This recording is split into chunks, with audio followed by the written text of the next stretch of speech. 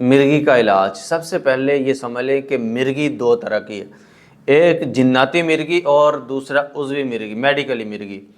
زیادہ تر لوگوں کو جناتی مرگی ہوتی ہے، آپ یوں سمجھ لیں کہ 95% لوگوں کو جناتی مرگی ہوتی ہے، اور چند لوگوں کو میڈیکلی مرگی ہوتی ہے۔ میڈیکلی مرگی اگر کوئی شخص گرا ہے، سر پہ چوٹ لگی ہے، کسی وجہ سے جناتی میڈیکلی مرگی ہوتی ہے، لیکن اکثر لوگوں کو جناتی مرگی ہوتی ہے، دوڑے پڑنا شروع ہو جاتے ہیں اور لوگ روحانی علاج کی طرف نہیں آتے، نہ پتہ ہوتا ان چیزوں کا، رپورٹس کرواتے ہیں تو رپورٹس کلیئر آتی ہیں اور ڈاکٹر یہ بتاتے ہیں کہ آپ 3 سال 4 سال میڈیسن کھائیں۔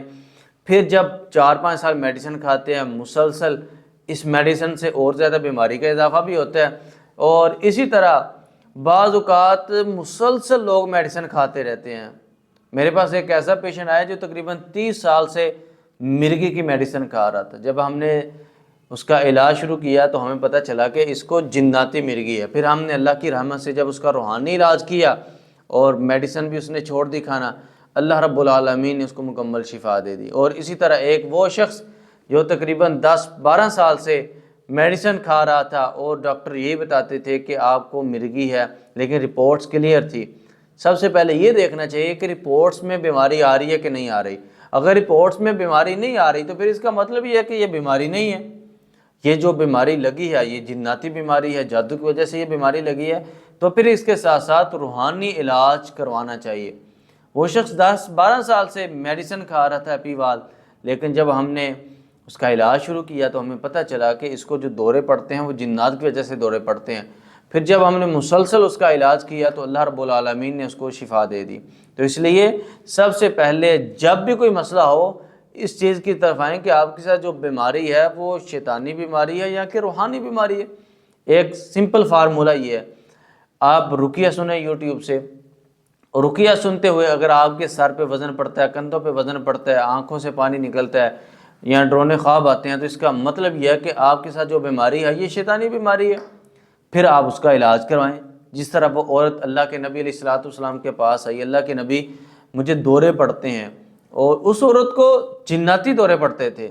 آپ نے فرمایا کہ اگر تو صبر کرتی ہے اللہ تجھے اس کے بدلے جنت دے گا، اگر تو چاہتی ہے تو میں تیرے لیے دعا کرتا ہوں اللہ تجھے شفا دے دے گا۔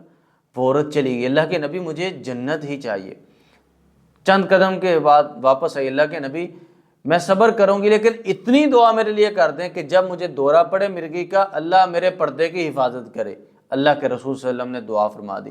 اب اس حدیث سے یہ بھی پتہ چلتا ہے کہ جب کوئی بیماری آ جائے تو صبر کرنا چاہیے۔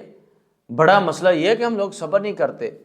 اللہ تعالیٰ کا حکم فرمان یہ ہے، یا ایھا الذین آمنوا استعینوا بالصبر والصلاۃ، ایمان والو اللہ تعالیٰ سے مدد طلب کرو صبر اور نماز کے ساتھ۔ تو ہم لوگ صبر نہیں کرتے۔